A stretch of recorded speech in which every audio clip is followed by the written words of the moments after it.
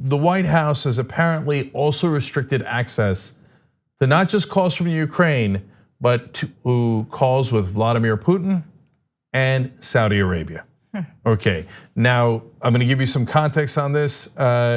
So remember, what the whistleblower said was not just that Donald Trump had an inappropriate conversation with the leader of Ukraine where he said, hey, as a favor, please investigate my political opponent, Joe Biden. But afterwards, they hid the call in a secret server that is supposed to be for only the most top secret information, but the call had no top secret information at all in it. And the reason they put it in that server is because they didn't even want other people at the White House seeing the call or hearing the call. So that shows guilty intent. They had to hide it. Well, it turns out they've hidden calls from Russia and from Saudi Arabia. Now, you know some of those calls could be potentially tremendously damaging. This is CNN reporting it, and CNN is reporting that it is people at the White House who are saying, yes, we would normally have access to those calls. There was no classified information according to the systems that we have in that call, but nonetheless, it's not here. They're not sure that it went into the secret server, but they know that they don't have access to it. So that means it was put away. So let me give you a little bit of an explanation from Sam Vinogard, who is a CNN national security analyst. He explains about the server. In my experience, you would never move a transcript to the code word system if it does not have any code word terms. If the president is classifying and declassifying stuff he doesn't want to get out, that is an abuse of power and abuse of the system. In and of itself, hiding the calls is a problem.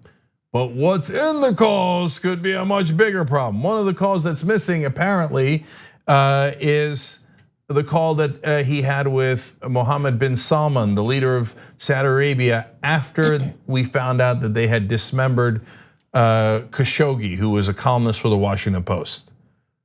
Oh, Jesus Christ, what did Trump say on that call, right? Wow. Another call that might be at issue is the call where apparently Donald Trump called Putin after he won his election, but that was a fake election. Most international bodies said there was massive irregularities. He basically wouldn't let his opponents run against him. Not really an election when you do that, right? And the White House staff was so concerned, they wrote a note to Donald Trump. Oh, I love that picture. Anyway, it said, quote, do not congratulate, okay? Because, seriously? Yes, literally, right? Because if someone ran a fake election where they imprisoned all of their opponents, the president of the United States of America, the shining light supposedly, and spreading democracy, is not supposed to go, hey, congratulations, way to lock up your political opponents. Nice down, Vlad. Now, we don't know what's in the call, because it apparently is one of the ones that are missing, okay? Now, all those could be potentially politically damaging. We don't know what the dunderhead said to these folks, right? To me, the much more important part is, what did he talk to Vladimir Putin about if it involved his business interests?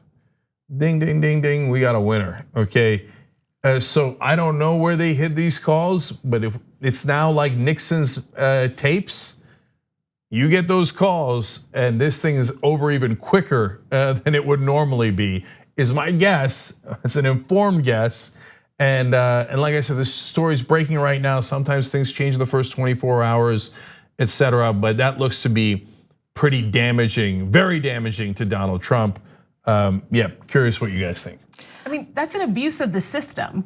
Before we even get to what's on the tapes, what happened during the call, just that is an abuse of the system. And I have a problem with that. Yeah. And by the way, apparently some calls are also missing from the when he called Mexico and Australia as well. Oh. All right. I think those ones are missing because they made fun of him on the phone. And he was like, we gotta classify that. Hasn't this man ever heard of a burner phone? Like, what are you doing? You cheated on your wife with a porn star. You should know about burner phones at this point. Like, I guess my fear is now, because when we first heard about the whistleblower saying it wasn't just the context of the call, it was also how they covered it up. it kind of felt like, oh, maybe this is the tip of the iceberg and there is gonna be, this is a house of cards that's going to fall. Right. But do we have the trust that we're actually going to ever see these? Like, how is that going to happen when they just cannot be, this transcript that came out of this Ukraine call was from notes and, oh, the memories. So we would obviously love to see these calls. I don't even need to, but someone important and smart, I would love to be able to see this, who can go to the Judiciary Committee, but how are we going to do that? Can we trust them? We need, who is leaking the story? Like, where is it all coming from within the White House? Important context. Earlier in the day, Russia put out a panic statement about none of our calls better be public.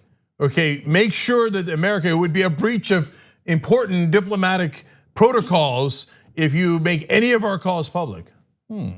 Fascinating, the random panic note being sent to the world. Look, if there's a normal diplomatic call, of course we don't make it public, and we don't need to make it public.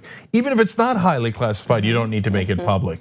So whether it's Trump or Obama or whoever the next president is, I don't think it's right for the whole country to see a random call that the president is having with Mexico or Venezuela or anyone else. They might be talking about diplomatic things that the public shouldn't know, because maybe they're cutting a deal, but the deal doesn't happen. But at least they were trying to get to a diplomatic solution. There's a lot of reasons why you wouldn't see those calls. But if there's illegal material in the call and they hid it illegally, well, that's the reason to see it. And so and by the way, there's different layers to it. By the time the public sees it, that means it's gone nuclear, okay? So nobody's saying, hey, I want you to turn over the calls you made with Putin and Mohammed bin Salman to me, Cenk Uygur, right? No, you give it to the people who are supposed to have it, because there's people inside the White House going, where are they? Yeah. Right? And intelligence officials, etc. And they're obviously hiding them. And if you're hiding them, there's something bad in them. And finally, guys, remember Donald Trump once had a meeting with Vladimir Putin, and he did not allow any American officials into it. And after they came out of the meeting, there was an American translator, and Donald Trump literally grabbed his notes and took it away from him, okay? And said, you're not allowed to have those notes. Now, those notes are top secret anyway, but Trump didn't even want the translator having it. Then he had another meeting with Putin where he didn't even allow an American translator. He said, I just want to use the Russian translator. Who does that? Right. That's like, if you think that he's not saying something wrong to Putin, but he doesn't want any other American official, which would normally be in the room, or even an American translator, nah, you don't believe that. You know he's doing something wrong. And so the meeting that they had, a long meeting. It was over 2 hours. Yes, the one with only the Russian translator, we're never gonna find out what happened in that meeting. But the one with the American translator where he took the notes, they should subpoena the translator. Under normal circumstances, I would say no way should that be public. But at a minimum, behind closed doors, members of Congress need to know what the hell Donald Trump promised Vladimir Putin that was so bad that he ripped up the notes to the meeting. Tick, tick, tick, tick, tick, tick, tick, tick. If you don't think, I can't even talk to people anymore who think, oh, no, him and Russia, I don't see any connections. I don't see it at all.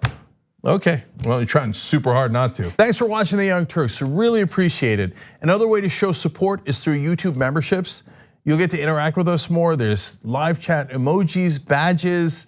You've got emojis of me, Anna, John, JR, so those are super fun. But you also get playback of our exclusive member-only shows and specials right after they air.